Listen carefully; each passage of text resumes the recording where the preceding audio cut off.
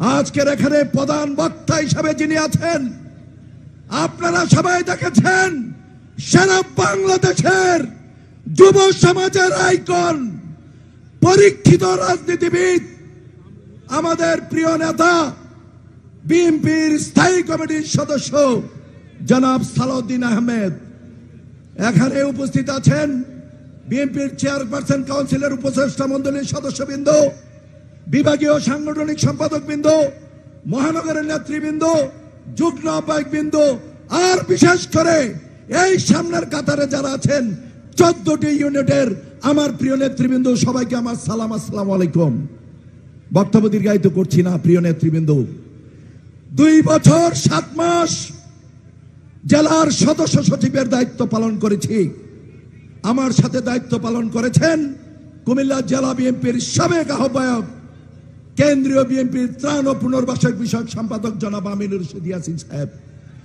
এই নেতৃবৃন্দরা সাক্ষী আছে, দুর্দিনে দুঃসময় আমাদেরকে দায়িত্ব দেওয়া হয়েছে।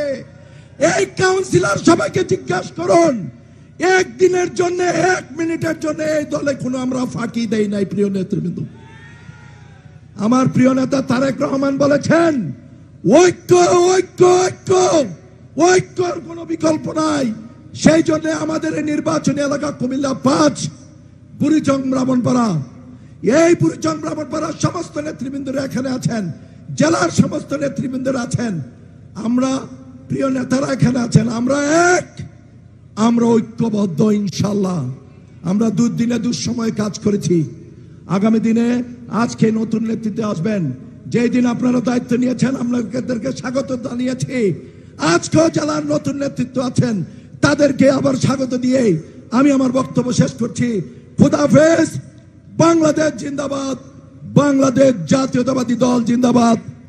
আমাদের প্রিয় নেতা শহীদ রাষ্ট্রপতি জিয়া রহমান অমর হোক। দেশ নেত্রী আপসীম নেত্রী বেগম খালেদা জিয়া জিন্দাবাদ। তারুণ্যের অহংকার তারেক রহমান জিন্দাবাদ। সবাইকে ধন্যবাদ। আসসালামু আলাইকুম সবাইকে।